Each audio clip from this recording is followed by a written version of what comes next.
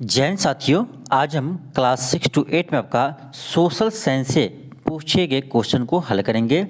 ये आपका इस बार जो TRE 2.0 में आपका सोशल साइंस का क्लास 6 to 8 का जो पेपर हुआ था, उसके हम आज हिस्ट्री और पॉलिटी के क्वेश्चन को हल करेंगे, क्योंकि अधिकांश स्टूडेंट हिस्ट्री और पॉलिटी ही विषय रखे थे। इसीलिए हम आज हिस्ट्री और पॉलिटी से पूछे गए सभी प्रश्न को हल करेंगे। देखिए, आपका इससे पहले आपको जो क्लास 6 to 8 में आपका 40 मार्क का समान अध्ययन का क्वेश्चन पूछा गया था, उससे आपको हम हल करवा चुके हैं। आज आपको हम हिस्ट्री और पॉलिटी के क्वेश्चन को हल करेंगे। तो जितने भी स्टूडेंट हैं जो क्लास 6 to 8 का आपका समान अध्ययन का जो 40 मार्क का पेपर है, उसका हल यानी सोल्यूशन नहीं देखे हैं, तो आप इस वीडियो के प्लेलिस्ट में जाकर देख सकते हैं, वहाँ पर आपका यह वीडियो मिल जाएंगे। तो चलिए हम आज फिलहाल स्टार्ट करते हैं। आपका यानी आपका हिस्ट्री से हम आज स्टार्ट करेंगे। इन सभी क्वेश्चन को हम हल कर चुके हैं जो आपका 40 मार्क का है। यदि आप यह वीडियो देखना चाहते हैं तो प्लेलिस्ट में जाकर जरूर देख लीजिएगा। तो चलिए हम स्टार्ट करते हैं। देखिए, आपका यहाँ से हिस्ट्री स्टार्ट है और ये आपका हिस्ट्री का फर्स्ट क्वेश्चन है। क्वेश्चन है कि कौन से यूरोपीय देशों ने भौगोलिक खोज प्रारंभ की जिससे अमेरिका, एशिया एवं अफ्रीका का औपनिवेशीकरण प्रारंभ हुआ। तो याद होगा, इसका आंसर हो जाएगा आपका ऑप्शन ए, पुर्तगाल और स्पेन। देखिए, पुर्तगाल निवासी थे वास्को डी गामा, जो भारत की खोज किया था, और स्पेन निवासी थे कोलंबस, जो अमेरिका की खोज किया था। तो ऑप्शन आपका ए होगा। नेक्स्ट आपका क्वेश्चन सेकेंड है। क्वेश्चन सेकेंड है कि प्रारंभिक भौगोलिक खोजों का परंपरागत मत क्या है। तो इसका जो आपका आर्थिक कारण और दूसरा हो जाएगा नए क्षेत्रों की खोज। तो आपका ए और बी दोनों होगा। तो इसका आंसर क्या होगा? डी होगा, उपरोक्त में से एक से अधिक। नेक्स्ट आपका क्वेश्चन थर्ड है। क्वेश्चन आपका थर्ड है। क्वेश्चन कह रहा है कि अमेरिकी स्वतंत्रता की घोषणा यानी उद्घोषणा किसने की। अमेरिकी स्वतंत्रता की उद्घोषणा किसने की? तो ये किया है थॉमस जेफरसन ने। थॉमस जेफरसन ने। ऑप्शन आपका ए होगा। नेक्स्ट आपका क्वेश्चन नंबर 5 है। क्वेश्चन आपका 5 है। क्वेश्चन कह रहा है कि फ्रांस की क्रांति यानी फ्रांसीसी क्रांति से संबंधित बुद्धिजीवी कौन थे। तो ये थे रूसो, मॉन्टेस्क्यू और वोल्टेयर। आपका ए बी सी तीनों सही है, इसलिए आंसर क्या होगा? ऑप्शन डी होगा, उपरोक्त में से एक से अधिक। जब एक से अधिक सही हो तो ऑप्शन डी लगाएंगे। नेक्स्ट आपका क्वेश्चन नंबर 6 है। क्वेश्चन कह रहा है कि ग्रेट डिप्रेशन का यानी काल था, यानी ग्रेट यानी महामंदी का काल था। तो ये था आपका एक आर्थिक समस्या था। क्या था? एक आर्थिक समस्या था। ऑप्शन आपका ए होगा।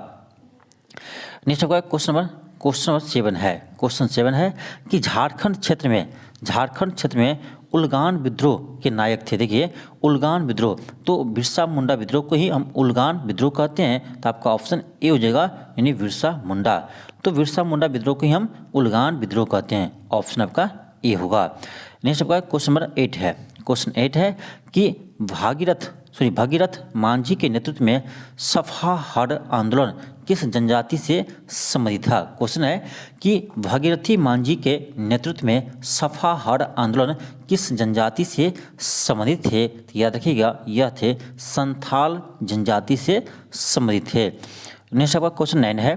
क्वेश्चन है कि ब्रिटिश काल में भारतीय हस्तशिल्प उद्योग का पतन का कारण क्या था। यानी ब्रिटिश काल में भारतीय हस्तशिल्प उद्योग के पतन का कारण क्या था। तो ऑप्शन ए होगा, मशीन निर्मित वस्तुओं से प्रतिस्पर्धा। बिल्कुल सही है।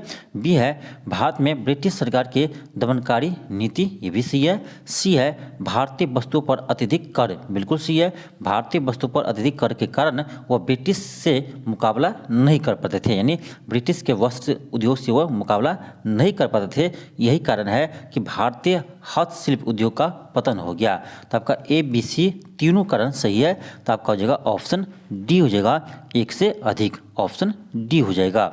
चलिए हम आगे बढ़ते हैं। क्वेश्चन आपका है क्वेश्चन आपका 10 है। क्वेश्चन कर रहा है औपनिवेशिक शासन ने भारत में कौन सी राजस्व प्रणाली लागू की।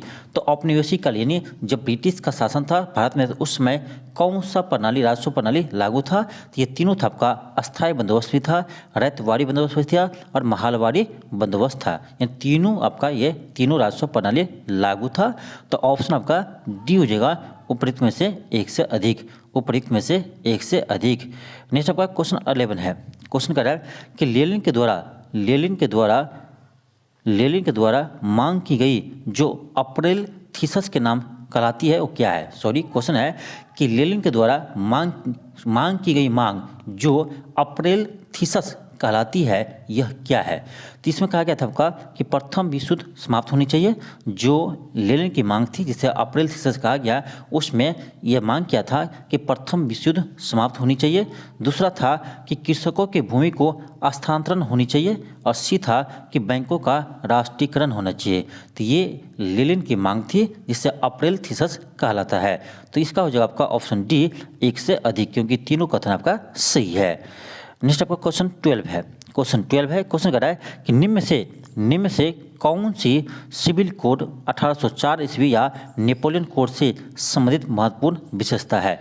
नेपोलियन कोड से संबंधित महत्वपूर्ण विशेषता है तो ऑप्शन ए होगा संपत्ति का अधिकार। बिल्कुल, ये इसमें मांग किया गया था। नेपोलियन कोड में ये कहा गया था कि संपत्ति का अधिकार जारी रहे। और आपका बी होगा विविध समानता, सभी को समानता मिले। और सी था जन्म के आधार पर भेदभाव की समाप्ति, ये भी आपका हो जाएगा। तो ए बी सी तीनों आपका नेपोलियन कोड की विशेषता थी। तो इसका आंसर क्या होगा? ऑप्शन डी होगा, उपयुक्त में से एक से अधिक। उपयुक्त में से एक से अधिक। नेक्स्ट आपका क्वेश्चन 13 है। क्वेश्चन कह रहा है कि सुभाष चंद्र बोस ने किन स्थान से दिल्ली चलो का अभियान प्रसिद्ध उद्घोषणा किया था? यानी ये क्या था आपका? सिंगापुर से। ऑप्शन सी होगा, सुभाष चंद्र बोस ने सिंगापुर से दिल्ली चलो का अभियान की उद्घोषणा किया था। ऑप्शन आपका सी होगा। चलिए हम आगे बढ़ते हैं। क्वेश्चन नंबर 14 है। क्वेश्चन कह रहा है कि किस कांग्रेस के सत्र में असहयोग आंदोलन का संकल्प लिया गया? असहयोग आंदोलन का संकल्प लिया गया, तो ये लिया था नागपुर अधिवेशन में। याद रखिएगा, कांग्रेस के नागपुर अधिवेशन में असहयोग आंदोलन का संकल्प लिया गया था। नेक्स्ट आपका क्वेश्चन है, क्वेश्चन 15 है। क्वेश्चन कह रहा है कि भारतीय राष्ट्रीय कांग्रेस के किस सत्र की अध्यक्षता महात्मा गांधी ने की थी? यानी कांग्रेस के किस अधिवेशन का अध्यक्ष महात्मा गांधी बने थे? तो याद होगा आपको कि बेलगांव अधिवेशन 1924। महात्मा गांधी भारतीय राष्ट्रीय कांग्रेस के एक बार वह अध्यक्ष बने थे बेलगांव अधिवेशन 1924 में। नेक्स्ट आपका क्वेश्चन 16 है। क्वेश्चन कह रहा है कि गांधी जी की प्रसिद्ध दांडी यात्रा को कौन सा आंदोलन कहा जाता है? तो दांडी आंदोलन को हम कहते हैं नमक सत्याग्रह कहते हैं। ऑप्शन आपका ए हो जाएगा। नेक्स्ट आपका क्वेश्चन है, क्वेश्चन 17 है। क्वेश्चन कह रहा है कि 1857 की क्रांति में किसने जगदीशपुर में विद्रोह का नेतृत्व किया था? ये क्या था? वीर कुंवर सिंह। ऑप्शन बी होगा। तो आप देख सकते हैं ये आपका बिहार स्पेशल से क्वेश्चन हम इसे कह सकते हैं, क्योंकि ये आपका बिहार से संबंधित प्रश्न है। नेक्स्ट आपका क्वेश्चन है, क्वेश्चन आपका 18 है। कह रहा किसने फॉरवर्ड ब्लॉक की स्थापना किया था? तो ये क्या था? सुभाष चंद्र बोस जी ने। किसने फॉरवर्ड ब्लॉक की स्थापना किया था? ये क्या था? सुभाष चंद्र बोस ने। ऑप्शन बी होगा। नेक्स्ट आपका क्वेश्चन है, क्वेश्चन 19 है। क्वेश्चन है किसने वाक्यांश स्वराज हमारा जन्मसिद्ध अधिकार है की रचना की? यानी किसने इसकी रचना की? तो देखिए आपका 19 का हो जाएगा ऑप्शन ए बाल गंगाधर तिलक। किसने कहा था कि स्वराज मेरा जन्मसिद्ध अधिकार है, मैं इसे लेकर रहूँगा? ये कहा था बाल गंगाधर तिलक ने कहा था। नेक्स्ट आपका क्वेश्चन 20 है। क्वेश्चन है किसने अवध किसान सभा की स्थापना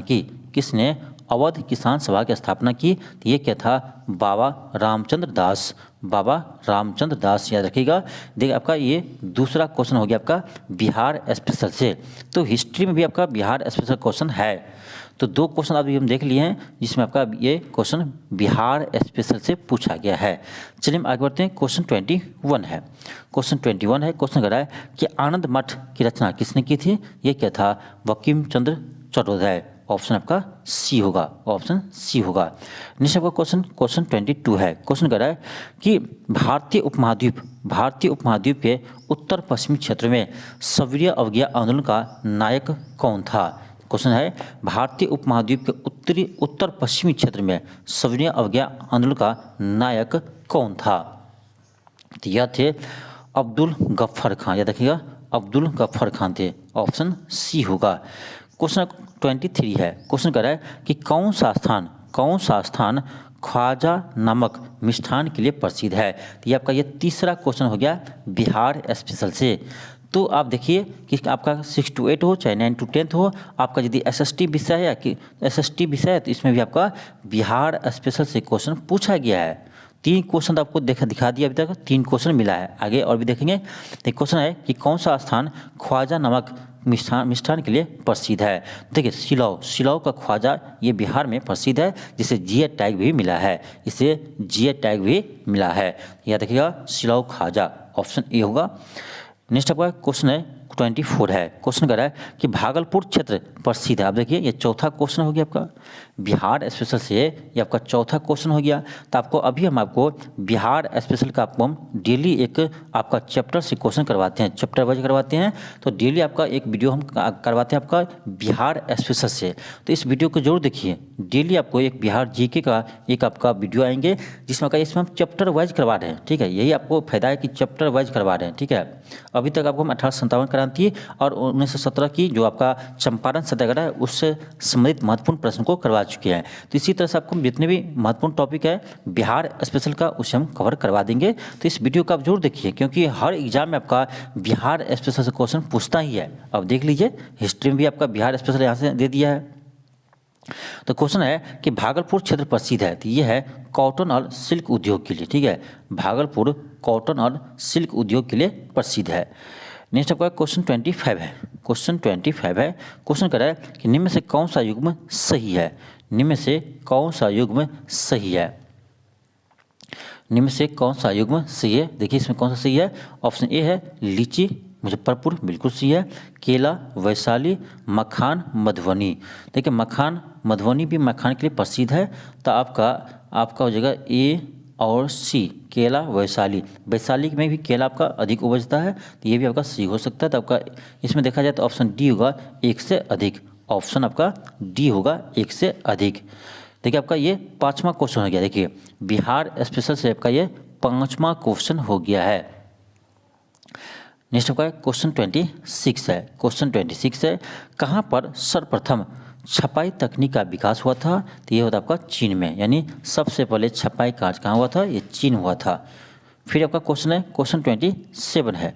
क्वेश्चन 27 है। क्वेश्चन कर रहा है कि 1917 में कोलकाता में प्रथम भारतीय जूट मिल की स्थापना किसने की। 1917 में कोलकाता में प्रथम भारतीय जूट मिल की स्थापना किसने की। तो याद रखिएगा यह क्या था, सेठ हुकुमचंद ने किया था। ऑप्शन ए होगा। नेक्स्ट है क्वेश्चन 28 है। क्वेश्चन कर रहा है कि होम चार्जेस क्या है। तो यह था ब्रिटिश अधिकारियों का इसके थ्रू पेंशन और वेतन दिया जाता था। तो आपका जगह बी और सी दोनों सही है, इसलिए क्या हुआ, डी हुआ, एक से अधिक।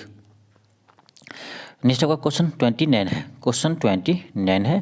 क्वेश्चन कर रहा है कि किसने स्वदेशी आंदोलन की प्रेरणा हेतु भारत माता की पेंटिंग चित्रित की। किसने स्वदेशी आंदोलन की प्रेरणा हेतु भारत माता की पेंटिंग की चित्रण की। तो यह क्या था, अविंद्रनाथ टैगोर। याद रखिएगा अविंद्रनाथ टैगोर क्या था। ऑप्शन आपका ए होगा। क्वेश्चन आपका 10 है। क्वेश्चन आपका 10 है, सॉरी 10 कहते 30 है। क्वेश्चन नंबर 30 है, एक मिनट। क्वेश्चन नंबर 30 है। क्वेश्चन है कि किसने यंग इटली नामक गुप्त संस्था की स्थापना की। अब देखिए यहाँ से आपका वर्ल्ड हिस्ट्री स्टार्ट हो गया है। किसने यंग इटली की स्थापना की। ये क्या था, मेजनी ने। याद रखिएगा यंग इटली की स्थापना मेजनी ने किया था। नेक्स्ट आपका क्वेश्चन 31 है। क्वेश्चन आपका 31 है। क्वेश्चन 31 है, एक सेकेंड। क्वेश्चन 31 है कि 1920 में असहयोग आंदोलन के दौरान कांग्रेस के विधान परिषद का बहिष्कार के सिद्धांत का कौन प्रबल विरोधी था। यह था मोतीलाल नेहरू और चित्तरंजन दास। बहुत अच्छा क्वेश्चन है। इसके विरोधी थे मोतीलाल नेहरू और चित्तरंजन दास। इसका हो जाएगा आपका ऑप्शन डी हो जाएगा, एक से अधिक। एक सेकेंड, इसका आपका ऑप्शन डी हो जाएगा, एक से अधिक। ऑप्शन डी हो जाएगा। नेक्स्ट आपका क्वेश्चन है, क्वेश्चन आपका है क्वेश्चन 32 है। क्वेश्चन है कि किसने कहा कि क्रांतिकारियों का उद्देश्य आतंकवाद नहीं अपितु क्रांति और क्रांति का उद्देश्य भारत में राष्ट्रीय सरकार की स्थापना की है। यह किसने कहा था। बहुत अच्छा क्वेश्चन है। यह कहा था सुभाष चंद्र बोस जी ने। ऑप्शन बी होगा, सुभाष चंद्र बोस जी ने कहा था। नेक्स्ट आपका क्वेश्चन है, क्वेश्चन 33 है। क्वेश्चन 33 है, क्वेश्चन है कि राष्ट्रसंघ के दायित्व को निभाने के लिए किस फैक्ट में विभिन्न देशों ने मिलकर यह घोषित किया कि युद्ध को राष्ट्रीय नीति का उपकरण न बनाया जाए। युद्ध को राष्ट्रीय नीति का उपकरण न बनाया जाए। यह किसने कहा था? यह कहा था क्लाउड ब्रियंट फॉन्ट। ऑप्शन आपका ए होगा। क्वेश्चन है, क्वेश्चन 34 है। क्वेश्चन 34 है, क्वेश्चन कर रहा है कि औद्योगिक क्रांति के संदर्भ में कार्डिंग शब्द किसे इंगित करता है? कार्डिंग शब्द किसे इंगित करता है? तो आपका देखिए 34 को हो जाएगा ऑप्शन बी, उस प्रक्रिया को जिसमें कपास या ऊन की कटाई की जाती है। ऑप्शन आपका बी होगा। नेक्स्ट आपका क्वेश्चन 35 है। क्वेश्चन 35 है, क्वेश्चन कर रहा है कि Gandhi in his time and hours लिखी गई है। Gandhi in his time and hours लिखी गई है, यानी यह किसके द्वारा लिखी गई है? यह किसके द्वारा लिखी गई है? याद रखिएगा, यह लिखी है डेविड हार्डीमैन द्वारा। नेक्स्ट है क्वेश्चन 36 है। क्वेश्चन कर रहा है कि संयुक्त राष्ट्र संघ यूएनओ के संविधान के चार्टर में कुल कितने अनुच्छेद तथा अध्याय है? कितने अनुच्छेद तथा अध्याय है? तो 111 अनुच्छेद और 19 अध्याय है। याद रखिएगा, संयुक्त राष्ट्र संघ के संविधान में 111 अनुच्छेद और 19 अध्याय है। नेक्स्ट है क्वेश्चन 37 है। क्वेश्चन है कि ब्रिटेन वुड्स सम्मेलन का उद्देश्य क्या है? यानी उद्देश्य क्या था? क्वेश्चन है ब्रिटेन वुड्स सम्मेलन का मुख्य उद्देश्य क्या था? इसका उद्देश्य था कि औद्योगिक विश्व में आर्थिक स्थिरता एवं पुनरोजगार लाना, और इसका उद्देश्य था द्वितीय विश्व युद्ध से उपजी आर्थिक मंदी को कम करना। ए और सी आपका दोनों होगा, इसलिए क्या होगा? ऑप्शन डी होगा, उपयुक्त में से एक से अधिक। फिर आगे बढ़ते हैं, क्वेश्चन 38 है। क्वेश्चन 38 है कि चीनी लोक गणराज्य की स्थापना कब हुई? चीनी लोक गणराज्य की स्थापना किस वर्ष हुई? इसका स्थापना हुआ था 1949 में। चीनी लोक गणराज्य की स्थापना 1949 में हुई थी, इसलिए इसका आंसर क्या होगा? ऑप्शन ई होगा, इनमें से कोई नहीं। ऑप्शन ई होगा, इनमें से कोई नहीं। ऑप्शन ई होगा, इनमें से कोई नहीं। नेक्स्ट है क्वेश्चन 39 है। क्वेश्चन 39 है, क्वेश्चन कर रहा है कि औद्योगिक क्रांति के उत्थान में किस कारक ने सहायक की भूमिका निभाया था? यानी औद्योगिक क्रांति में किसने सहायक की भूमिका निभाया था? ये होगा कृषि क्रांति और पूंजी तथा नई प्रौद्योगिकी। ऑप्शन आपका ए और बी दोनों सही होगा, और सी भी होगा व्यापार प्रतिबंधों की समाप्ति, ये भी होगा। तो ऑप्शन आपका डी हो जाएगा, एक से अधिक। नेक्स्ट आपका क्वेश्चन 40 है। क्वेश्चन 40 है, क्वेश्चन आपका 40 है, एक सेकेंड। क्वेश्चन 40 है कि इनमें से कौन अंतर्राष्ट्रीय न्यायालय में प्रथम भारतीय न्यायाधीश था? इनमें से कौन अंतर्राष्ट्रीय न्यायालय में प्रथम भारतीय न्यायाधीश था? तो ये होगा, इसका देखिए, इसका आंसर ऑप्शन बी दिया है वी.एन. राव, लेकिन आप सर्च कीजिएगा गूगल पर, इसका आंसर आता है डॉक्टर नगेंद्र सिंह। तो बीपीएससी ने आपका फाइनल आंसर की में भी इसका आंसर चेंज नहीं किया था। इसका आंसर बीपीएससी ने बी दिया है, लेकिन मुझे लगता है इसका आंसर ऑप्शन ए होना चाहिए, डॉक्टर गजेंद्र सिंह। आप सर्च कीजिए गूगल पर, आपको यही आंसर मिलेंगे। चलिए आगे बढ़ते हैं। ये आपका हिस्ट्री क्वेश्चन था, यहाँ आपका समाप्त हो गया। अब आपका क्वेश्चन पॉलिटी का क्वेश्चन स्टार्ट होता है। तो पॉलिटी का क्वेश्चन फर्स्ट है कि भारतीय संविधान के में से किस भाषा को राष्ट्रभाषा का दर्जा दिया गया है?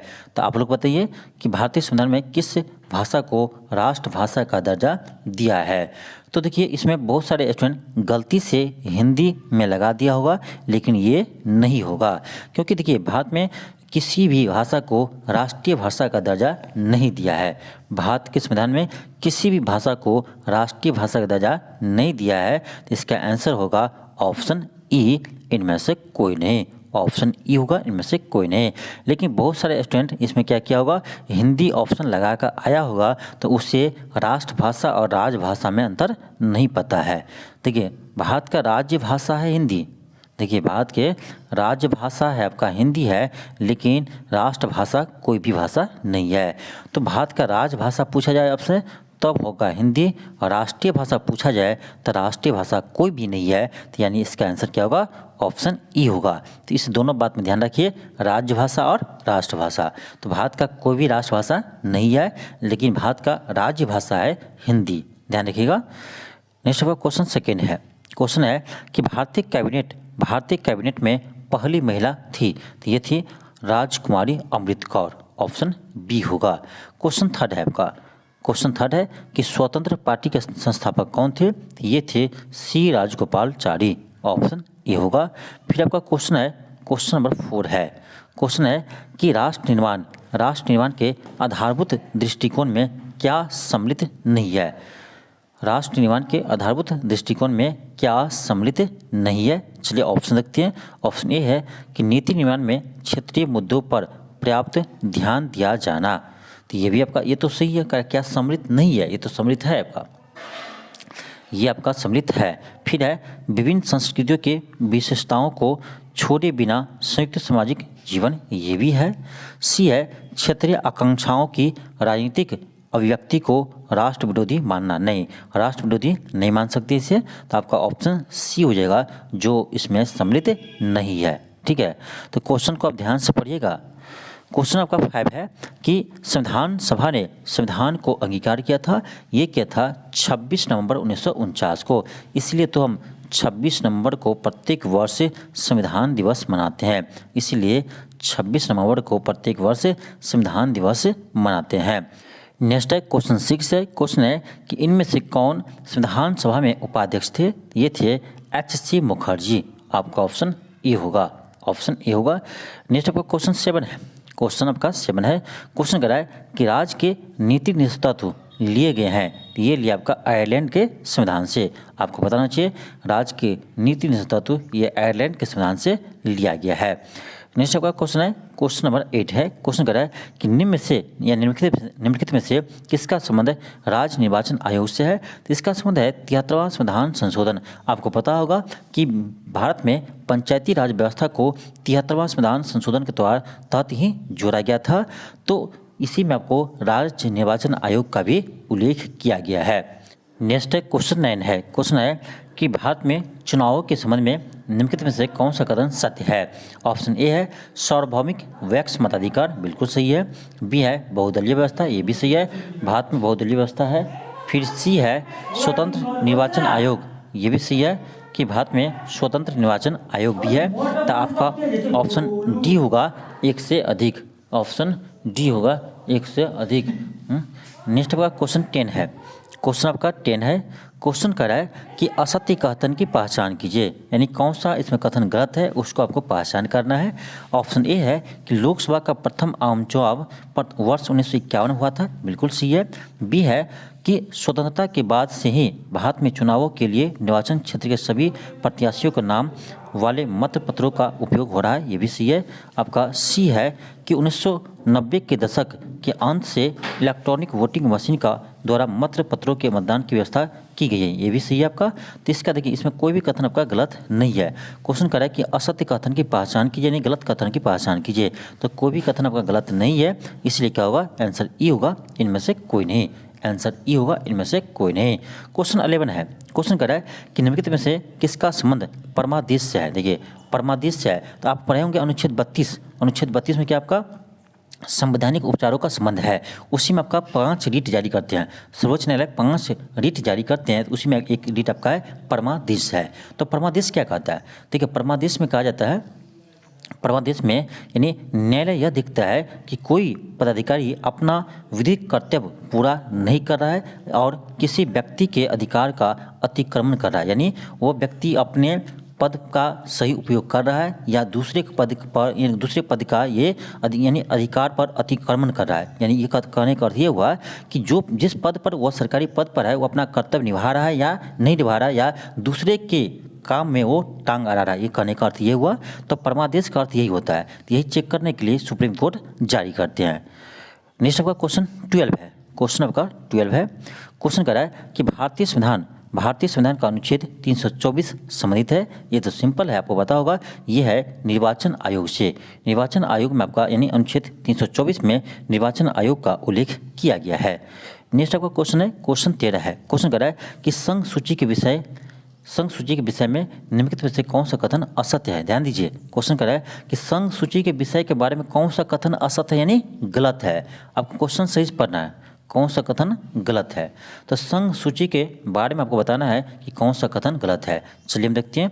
ऑप्शन ए है कि संघ सूची में प्रतिरक्षा, विदेश मामले, बैंकिंग जैसे महत्वपूर्ण विषय है, बिल्कुल सही है। बी आपका है कि पूरे देश के लिए इन मामलों में एक तरह के नीतियों का आवश्यकता है, इसी कारण से इन विषयों को संघ सूची में डाला गया, ये भी सही है। सी आपका है कि संघ सूची वर्णित विषय के बारे में कानून बनाने का अधिकार केवल केंद्र सरकार को है, ये भी सही है। तो सभी कथन आपका सही है। क्वेश्चन कर रहा है कि कौन सा कथन असत्य है? ध्यान दीजिए, कह रहा है कौन सा कथन गलत है, तो इसमें कोई भी कथन आपका गलत नहीं है, इसीलिए क्या होगा, इसका आंसर ऑप्शन ई होगा, ऑप्शन ई होगा। नेक्स्ट आपका क्वेश्चन 14 है। क्वेश्चन कर रहा है कि किस राज्य में भारत में पहली गैर कांग्रेसी सरकार को चुना है, यानी किस राज्य में पहली बार गैर कांग्रेसी सरकार बनी थी? तो यह है केरल। याद रखिएगा, केरल भारत का एकमात्र पहला राज्य है जहां पर सबसे पहले गैर कांग्रेसी सरकार बनी थी। नेक्स्ट आपका क्वेश्चन 15 है। क्वेश्चन आपका 15 है। क्वेश्चन कर रहा है कि आधारभूत संरचना सिद्धांत के विषय में निम्नलिखित में से कौन सा कथन सत्य है? कौन सा कथन सत्य है? कौन सा कथन सत्य है? ऑप्शन ए है यह एक भारतीय न्यायिक सिद्धांत है, बिल्कुल सही है। बी है यह सिद्धांत केशवानंद भारती केस में भारत के सर्वोच्च न्यायालय के निर्णय पर आधारित है, यह अपना बिल्कुल सही है। सही कहा है। देखिए, केशवानंद भारती बराबर में कहा गया था कि देखिए संविधान संशोधन कर सकते हैं आप मौलिक अधिकार में, लेकिन आप यानी मूल अधिकार को चेंज नहीं कर सकते। जो इसका मौलिक अधिकार है उसको आप, आधारभूत संरचना है उसको आप चेंज नहीं कर सकते हैं, ठीक है। तो इसी को कहा गया आपका आधारभूत संरचना का सिद्धांत। तो ये आपका सही है, बी भी सही है, इसीलिए इसका आंसर क्या होगा? ऑप्शन डी होगा, एक से अधिक। ऑप्शन डी हुआ, एक से अधिक। क्वेश्चन 16 है। क्वेश्चन कर रहा है कि भारत के नियोजित विकास मॉडल के संदर्भ में निम्नलिखित कथनों पर विचार कीजिए तथा गलत कथन को पहचान कीजिए। ध्यान दीजिए, क्या कर रहा है? गलत कथन को पहचान कीजिए, कौन सा कथन गलत है उसको देखिए, ठीक है। ऑप्शन ए है यह मॉडल विकास के USSR मॉडल से प्रेरित था, यानी पूर्व सोवियत संघ रूस से प्रेरित था, बिल्कुल सही है, ये आपका सी है। फिर आपका सेकेंड है कि प्रथम पंचवर्षीय योजना के प्रारूप दस्तावेज को 1951 में जारी किया गया था, ये भी सी है। फिर आपका सी है कि PC मालूस प्रथम पंचवर्षीय योजना के वास्तुकार थे, यही गलत है। PC मालूस नहीं था, ये द्वितीय पंचवर्षीय योजना के वास्तुकार थे, जबकि प्रथम पंचवर्षीय योजना के वास्तुकार थे हैमर डोमर मॉडल। याद रखिएगा, प्रथम पंचवर्षीय योजना ये हैमर डोमर मॉडल पर आधारित था, न कि PC मालूस। तो आपका ऑप्शन सी गलत है, तो इसका आंसर सी ही हो जाएगा, क्योंकि कह रहा था आपका कौन सा कथन असत्य है यानी गलत है। चलिए आगे बढ़ते हम। क्वेश्चन आपका है क्वेश्चन 17 है। क्वेश्चन कर रहा है कि संविधान के अनुसार संघीय विधायी निकाय की क्वेश्चन है कि संविधान के अनुसार संघीय विधायी निकाय को कहा जाता है, किसको संघीय विधायी निकाय कहा जाता है? किसको कहा जाता है? तो ये याद रखिएगा, संसद को कहा जाता है, ठीक। नेक्स्ट है क्वेश्चन 18 है। क्वेश्चन है कि निम्नलिखित में से संसद के अंतर्गत आता है। देखिए, संसद में आपका लोकसभा, राज्यसभा और राष्ट्रपति शामिल होते हैं। याद रखिएगा, संसद में लोकसभा, राज्यसभा और राष्ट्रपति शामिल होते हैं। इसका आंसर क्या होगा? A, B, C तीनों सही है, इसलिए क्या होगा? डी होगा, एक से अधिक।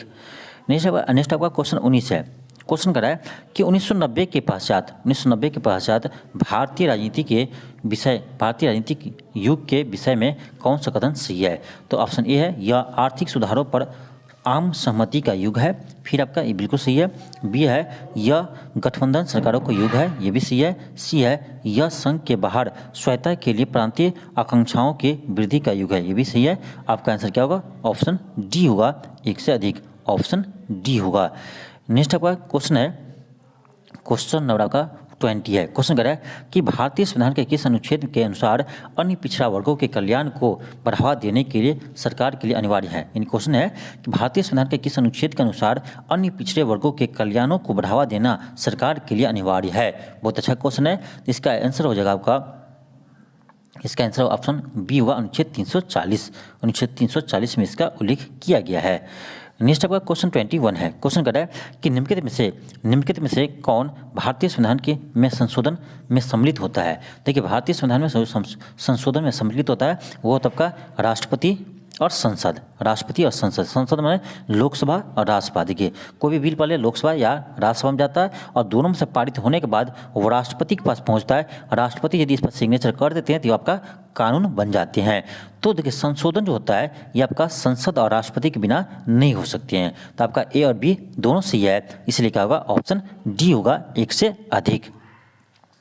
क्वेश्चन आपका 22 है। क्वेश्चन है कि कह रहा है कि क्या एक ही व्यक्ति को एक से अधिक राज्यों के राज्यपाल की नियुक्ति किया जा सकता है। बिल्कुल कर सकते हैं। संविधान में ये प्रावधान है कि एक व्यक्ति को एक से अधिक राज्यों का राज्यपाल नियुक्त किया जा सकता है। ऐसे अभी वर्तमान में भारत में है भी।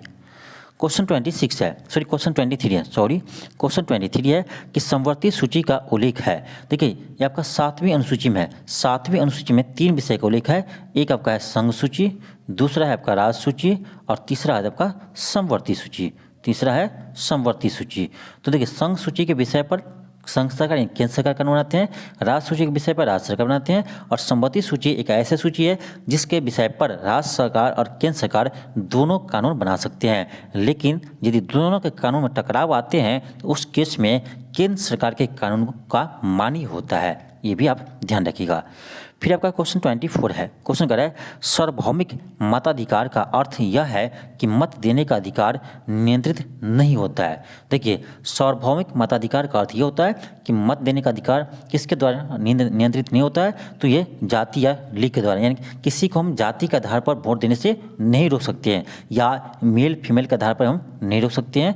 फिर आपका आस्था से भी इसका संबंध नहीं है।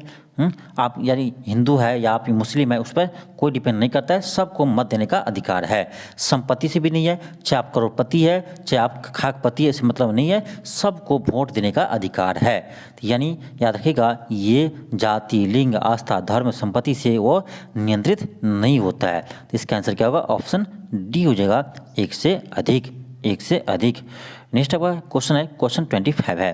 क्वेश्चन कर रहा है कि निम्नलिखित में से किसकी नियुक्ति भारत के राष्ट्रपति द्वारा की जाती है। तो भारत के मुख्य न्यायाधीश और उच्च न्यायालय के न्यायाधीश। भारत के मुख्य न्यायाधीश की नियुक्ति राष्ट्रपति करते हैं और राज्यों की जो उच्च न्यायालय के न्यायाधीश होते हैं उसकी भी नियुक्ति राष्ट्रपति ही करते हैं। जबकि राज्य निर्वाचन आयोग की नियुक्ति ये राज्यपाल करते हैं। ठीक है, राज्यपाल करते हैं। इसका आंसर क्या होगा, डी होगा, एक से अधिक। क्वेश्चन 27 है। क्वेश्चन आपका 27 है। क्वेश्चन कर रहा है क्वेश्चन आपका 26 है। क्वेश्चन 26 है कि अनुच्छेद 280 संबंधित है। तो ये है वित्त आयोग से संबंधित है आपका अनुच्छेद 280। क्वेश्चन आपका 27 है। क्वेश्चन कर रहा है कि मौलिक कर्तव्यों को किस समिति के सिफारिश पर जोड़ा गया था। तो ये आपको याद होगा, यह सरदार स्वर्ण सिंह समिति के सिफारिश पर मौलिक कर्तव्य को 42वें संविधान संशोधन 1976 के द्वारा जोड़ा गया था। भाग 4 के ए में इसे जोड़ा गया था। नेक्स्ट आपका क्वेश्चन 28 है। एक चीज और ध्यान रखिए आप कि मौलिक कर्तव्य ये रूस के संविधान से लिया गया है। क्वेश्चन आपका क्वेश्चन 28 है। क्वेश्चन कर रहा है किस देश में फर्स्ट पास्ट द पोस्ट प्रणाली है। अब देखिए, इसका मतलब क्या होता है, इसका मतलब ये होता है कि चुनाव में जैसे आपका कि उम्मीदवार बहुत सारे खड़ा है, तो इसमें ये होता है कि जिसको सबसे अधिक वोट मिल गया वो क्या हो गया, विजय प्राप्त कर लिए। यानी जिसको सबसे अधिक वोट मिला वो विजय प्राप्त कर लिए। वो जरूरी नहीं है कि वो उसको 50% से अधिक वोट मिले, ये जरूरी नहीं है। तो इसी को बोलते हैं हम फर्स्ट पास्ट द पोस्ट प्रणाली। तो ये आपका अभी वर्तमान में आपका ये कनाडा में लागू है, भारत में लागू है, इंग्लैंड में लागू है। तो आपका ऑप्शन क्या होगा, डी हो जाएगा, एक से अधिक। क्वेश्चन 29 है। क्वेश्चन कर रहा है कि ताड़ी विरोधी आंदोलन की शुरुआत किस राज्य से हुई है। तो ये हुई है आंध्र प्रदेश से। क्वेश्चन 30 है कि ऐसे विधायक जिनमें स्पष्ट रूप से करारोपण या करों की समाप्ति से संबंधित प्रावधान होते हैं उन्हें क्या कहते हैं, उन्हें हम कहते हैं धन विधायक। याद रखिएगा, जिस विधेयक में कराधान यानी कर रोपण या कर लगाने से या कर को समाप्त करने से संबंधित प्रावधान होते हैं उसे हम कहते हैं धन विधेयक कहते हैं। और धन विधेयक का उल्लेख आपका अनुच्छेद 110 में किया गया है। और धन विधेयक को हमेशा लोकसभा से ही पारित किया जाता है, राज्यसभा इसे रोकने का अधिकार नहीं है, वो मात्र 14 दिन तक ही रोक सकता है, इसे भी ध्यान रखिएगा। नेक्स्ट है क्वेश्चन 31 है। क्वेश्चन कह रहा है कि निम्नलिखित में से किसका लोकतंत्र के विचार में विश्वास नहीं है, किसका लोकतंत्र के विचार में विश्वास नहीं है। देखिए 31 का हो जाएगा आपका ऑप्शन बी, कट्टरपंथी। कट्टरपंथी लोकतंत्र में विश्वास नहीं करते हैं। फिर आपका क्वेश्चन है क्वेश्चन 32 है। क्वेश्चन 32 है। क्वेश्चन कह रहा है कि लोकतंत्र के अंतर विरोधी को इंगित करने के लिए किसने द एप्पल कोर्ट नामक नाटक लिखा। किसने द एप्पल कोर्ट नामक नाटक लिखा। 32 को हो जाएगा option B, George Bernard Shaw. George Bernard Shaw. फिर आपका क्वेश्चन है 33 है। The burden of democracy. The burden of democracy नामक पुस्तक किसने लिखी। द वर्डन ऑफ डेमोक्रेसी नामक पुस्तक किसने लिखी, तो यह लिखा है प्रताप भानु मेहता। प्रताप भानु मेहता। फिर आपका क्वेश्चन है क्वेश्चन 34 है। क्वेश्चन कह रहा है कि भारत के संविधान को किसने बनाया। भारत के संविधान को किसने बनाया, तो भारत की संविधान सभा ने बनाया है। भारत के संविधान को भारत की संविधान सभा ने बनाया है। ऑप्शन आपका क्या होगा, सी होगा। क्वेश्चन 35 है। क्वेश्चन 35 है। क्वेश्चन कह रहा है कि निम्नलिखित में से किस देश ने एकदम आरंभ से ही अपनी लोकतांत्रिक व्यवस्था में सार्वभौमिक व्यक्ति मताधिकार लागू किया था। सार्वभौमिक व्यक्ति मताधिकार लागू किया था, ये किया था भारत ने। ऑप्शन आपका सी होगा। यानी भारत में शुरुआत से ही महिला पुरुष को वोट देने का अधिकार प्राप्त है। ऑप्शन सी होगा। क्वेश्चन का क्वेश्चन है क्वेश्चन 36 है। क्वेश्चन कह रहा है निम्नलिखित में से किस देश में एक बहुत मतवादी लोकतांत्रिक राज व्यवस्था का होना माना जाता है। 36 का आपका हो जाएगा option A, Sri Lanka. Option A हो जाएगा श्रीलंका। फिर आपका क्वेश्चन है क्वेश्चन 37 है।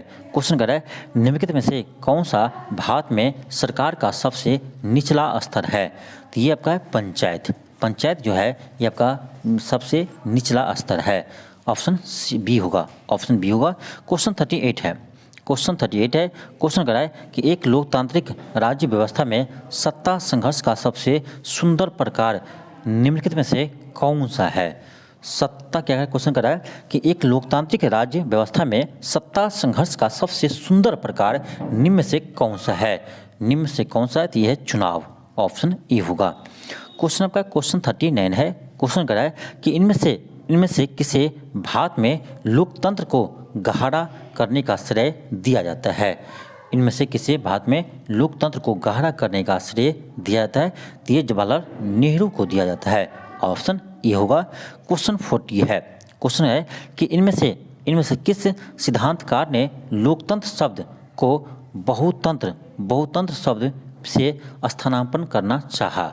यानी इनमें से किस सिद्धांतकार ने लोकतंत्र शब्द को बहुतंत्र शब्द से स्थानापन्न करना चाहा, तो इसका हो जाएगा option C, Robert Dahl. Robert Dahl. तो आप देख सकते हैं आपका जैसे आपका हिस्ट्री था तो इसमें 10 क्वेश्चन आपका वर्ल्ड हिस्ट्री से था, और आपका जैसे पॉलिटी भी है तो इसमें 10 क्वेश्चन आपका वर्ल्ड पॉलिटी से है, यानी विश्व आपका जो राज्य व्यवस्था है उससे आपका संबंधित 10 क्वेश्चन है।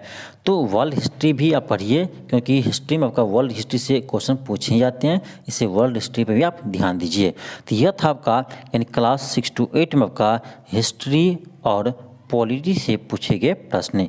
यह आपका TRE 2.0 का है। तो इस क्वेश्चन को बनाइए। देखिए क्वेश्चन बैंक को हल करने से बहुत फायदा है, आपके आने वाले एग्जाम में बहुत हेल्पफुल होते हैं। चाहे आप ये क्लास 9 to 10 की तैयारी करते हैं, चाहे आप 11 12 की तैयारी करते हैं, चाहे 1 to 5 की तैयारी करते हैं, किसी भी क्लास का भी तैयारी करते हैं, तो आप इस क्वेश्चन को देखिए। क्वेश्चन बनाने से आपको बहुत बेनिफिट होता है, क्योंकि एग्जाम में आपका डायरेक्ट क्वेश्चन इससे पूछे जाते हैं, इसलिए क्वेश्चन बैंक को बनना चाहिए। चलिए आज के लिए इतना ही। थैंक यू, धन्यवाद। मिलते हैं आपको नेक्स्ट वीडियो में। यदि आपको ये वीडियो अच्छा लगा हो तो आप चैनल को सब्सक्राइब कर लीजिए और इस वीडियो को अधिक से अधिक शेयर कीजिए। थैंक यू, धन्यवाद।